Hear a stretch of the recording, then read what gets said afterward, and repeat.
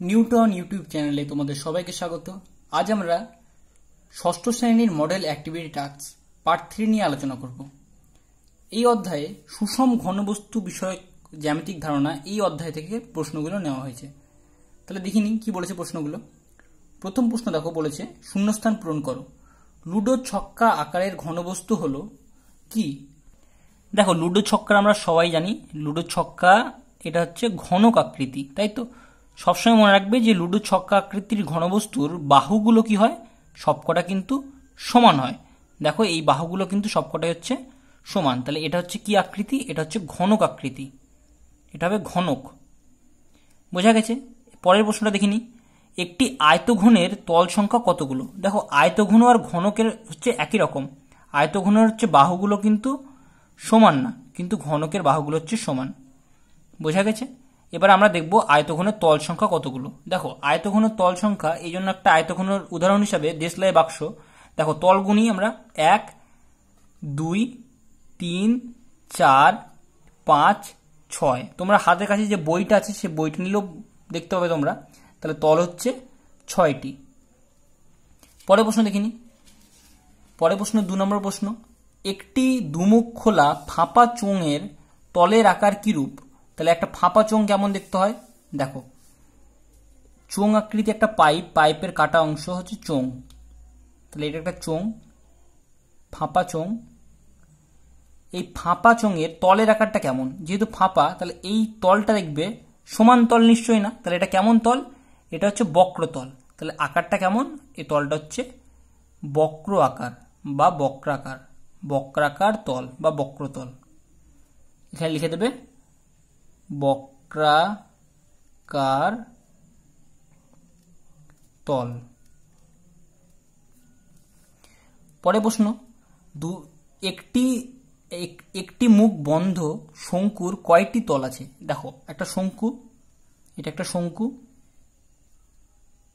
এই শঙ্কুটার বলছে এটা হচ্ছে শঙ্কু আকার, এটার একটা মুখ বলছে বন্ধ, এই মানে এই নিচের দিকটা হচ্ছে বন্ধ। যেহেতু এই মুখটা বন্ধ হয়েছে, সেই জন্য কি হবে, এর কিন্তু দুটো তল হয়ে যাবে। এই যে দিকটা বন্ধ, মানে যার উপর এটা বসে আছে, সেইটা একটা তল, এটা একটা সমতল। আর এই যে উপরে যে তলটা আছে, এই তলটা হচ্ছে একটা বক্রতল। তাহলে কটা তল আছে? তল আছে দুটি। এখানে তোমরা ব্র্যাকেট দিয়ে লিখে দেবে একটি সমতল, সমতল, সমতল ও বক্রতল। ঠিক আছে? পরে প্রশ্ন দেখে নিই। দেখো, বলেছে পাশের চিত্রের আকারের একটি কাগজকে ফুটকি বরাবর ভাঁজ করলে যে ঘনবস্তু পাওয়া যায় তার নাম কি? দেখো, এটাকে যদি ভাঁজ করি আমরা, মানে এই পার্টটাকে যদি আমরা এদিকে নিয়ে যাই, এই পার্টটাকে যদি আমরা এদিকে নিয়ে আসি, আর এই দুটোকে এই দিক বরাবর যদি ভাঁজ করি, এদিকে নিয়ে আসি, এটাকে এই মাঝখানের দিকে নিয়ে আসি, তাহলে দেখবে এটা অনেকটা এরকম দেখতে হবে। ঠিক বাড়ির ছাদের আকৃতি এরকম দেখতে হবে, অনেকটা এরকম আকৃতি হবে অনেকটা। দেখো, এই ধরনের যে আকৃতি, সেটাকে কি বলি আমরা? এই ধরনের আকৃতির যে ঘনবস্তু, সেটাকে আমরা বলি প্রিজম।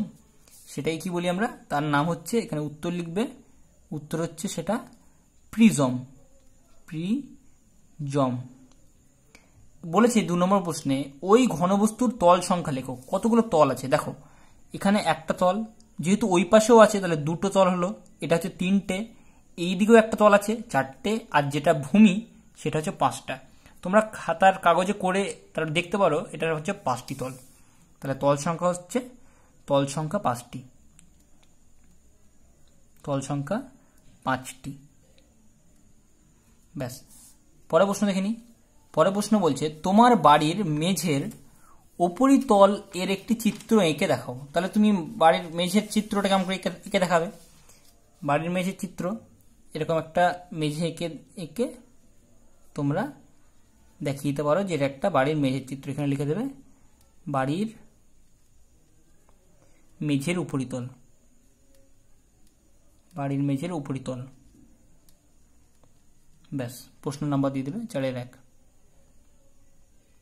পরের প্রশ্ন দেখে নিই কি বলেছে। তোমার খেলার বলটি এঁকে তার উপরের তলটি কিরূপ তা লেখো। তাহলে বল কেমন হবে দেখতে, এটা একটা বল, 3D বল, মনে রাখবে 3D বল থাকে, মানে দৈর্ঘ্যবস্তু উচ্চতা সবই আছে। তাহলে এর উপরিতলটা কেমন, দেখো এটা নিশ্চয়ই সমতল না, বাঁকা তল থাকে, একটু চারিদিকটা বাঁকা, সেই জন্য এটা হচ্ছে বক্রতল। তাহলে লিখে দেবে এর উপরিতলটা হচ্ছে বক্রতল। তাহলে উপরিতলটি কিরূপ, তাহলে উপরিতল হচ্ছে বক্রতল। পরে প্রশ্ন দেখো, শেষ প্রশ্ন, একটি নিরেট অর্ধগোলক এঁকে তার তল সংখ্যা লেখো। দেখো একটা অর্ধগোলক কেমন হয় নিরেট,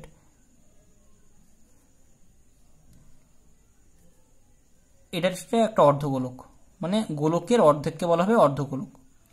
এর তল সংখ্যা বলেছে। দেখো যদি ফাঁপা অর্ধগোলক হতো তাহলে এটা কেমন তল, দেখেই বুঝতে পারছি এটা হচ্ছে বাঁকা তল, মানে এটা একটা বক্রতল। যেহেতু এটা বলেছে নিরেট, মানে এই তলটাও ধরছে, তাহলে এই তলটা হচ্ছে একটা সমতল।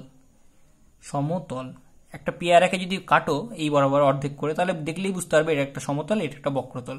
তাহলে তল আছে কটা, তল সংখ্যা দুটি, এখানে লিখবে একটি সমতল আর একটি বক্রতল। ব্যাস, আশা করি বোঝা গেছে। তাহলে এই পর্যন্তই তোমাদের আজ অ্যাক্টিভিটি টাস্ক। আশা করি তোমাদের ভালো লেগেছে। তোমরা কমেন্ট করে জানাও যে তোমাদের কেমন লেগেছে। এতক্ষণ সাথে থাকার জন্য ধন্যবাদ।